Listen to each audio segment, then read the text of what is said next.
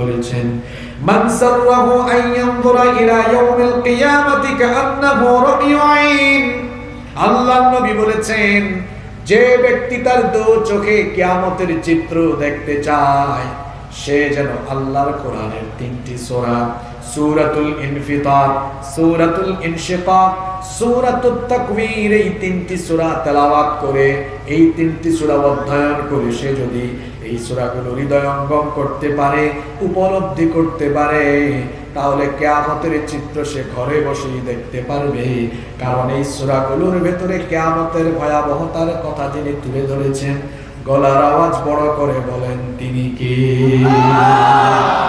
এই তিনটি সূরার মধ্যে অন্যতম একটি সূরা হলো আজকের এই আলোচ্য সূরা, যে সূরার নাম হলো সূরাতুল ইনফিতার।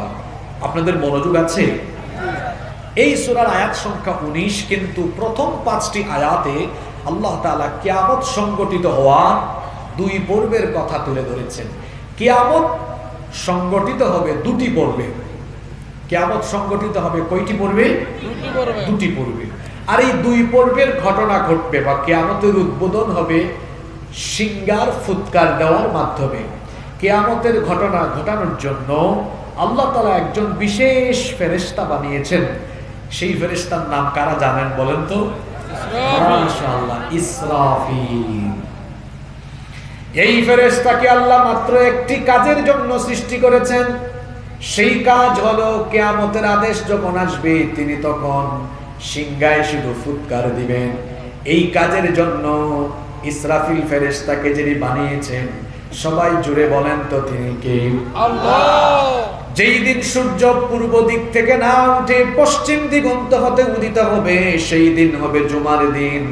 জুমার দিনে সূর্য যখন পশ্চিম দিগন্ত থেকে উদিত হবে, কিয়ামতের সেই দিনে আল্লাহ তাআলা এই ফেরেশতাকে বলবেন, হে আমার ফেরেশতা ইসরাফিল, যে দায়িত্বের জন্য আমি তোমাকে সৃষ্টি করেছি, এবার তুমি তোমার সেই দায়িত্ব পালন করো। তুমি এবার সিংহার ধ্বনি বাজাও। আল্লাহ তাআলার হুকুম পাওয়ার পরে ইসরাফিল ফেরেশতা সিংহার মধ্যে মোট ফুৎকার দিবেন 2 বার। জুড়ে বলেন কয়বার? 2 বারে 2 পর্ব অনুষ্ঠিত হবে। প্রথমবার তিনি যখন সিংহায় ফুৎকার দিবেন, প্রথম সিংহার ফুৎকারের পরে গোটা মহাবিশ্ব তছনছ হয়ে যাবে, লন্ড ভন্ড চূর্ণ বিচূর্ণ মেসাকার হয়ে যাবে। আল্লাহ তাআলা কোরআনে কারীমে সূরা জুমারের ভেতরে বলেছেন, ওয়া নুফিখা ফিস সূরি ফাসাইকা মান ফিস সামাওয়াতি ওয়া মান ফিল আরদি ইল্লা মান শাআল্লাহ।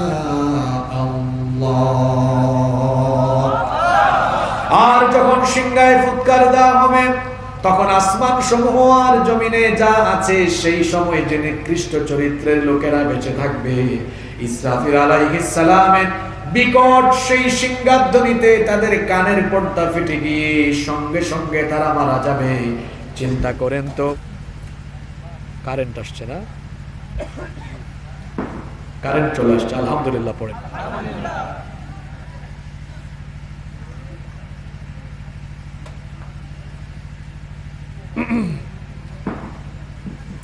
আলহামদুলিল্লাহ পড়েন। আলহামদুলিল্লাহ। চিন্তা করেন তাহলে সেই সিংহাধ্বনি কতটা বিকট হয়ে পড়ে, কতটা মারাত্মক করে পড়ে কানের পর্দা ফেটে যায়। শুধুমাত্র কানের পর্দাই ফাটবে না, বরং মহাবিশ্ব এই একটা সিংহারে ফুৎকারে তছনছ হয়ে যাওয়া আরম্ভ হবে। আর প্রথম পর্বে কিভাবে সবকিছু তছনছ হবে আল্লাহ তাআলা এই সূরা অর্থাৎ সূরা ইনফিতারের শুরুতেই বলে দিয়েছেন। আল্লাহ তাআলা বললেন, ইদাস সামাউন ফাতারাত, যখন আসমান দীর্ণ বিদীর্ণ হয়ে যাবে, আসমান ফেটে যাবে, ইসরাফিল আলাইহিস সালামের একটা সিংহার ফুৎকারে আসমানগুলো ফেটে ফেটে একটার উপরে আরেকটা পড়ে যাবে। দেখেন এই আসমান কত বিশাল। আমাদের এই প্যান্ডেল দেখেন, আমি যদি এখানে ধারণা করি হয়তো 20 থেকে 25,000 স্কয়ার ফিট এই প্যান্ডেলটাকে দাঁড় করানোর জন্য এখানে পিলার আছে না নাই? আছে। জুড়ে বলেন, পিলার আছে না নাই? আছে। এই পিলারের সংখ্যা কি এখানে কম না বেশি? কিন্তু তাকিয়ে দেখেন মাথা উঁচু করে নীল আসমান, এটা এতটাই বিশাল, নামুজায় থাকলেও উপরে মাথা তুললে নীল আসমান দেখা যায়, বগুড়ায় গেলেও নীল আসমান দেখা যায়, ঢাকায় গিয়েও মাথা উঁচু করলে নীল আসমান দেখা যায়। পৃথিবীর যেখানেই যাবেন সেখানেই মাথা উঁচু করলে নীল আসমান দেখা যাবে কি যাবে না? এবার দেখেন তো, এই আসমান এত বিশাল, এরা এত আমরা জানি না, আল্লাহ সেই আসমানের কথা বলছেন।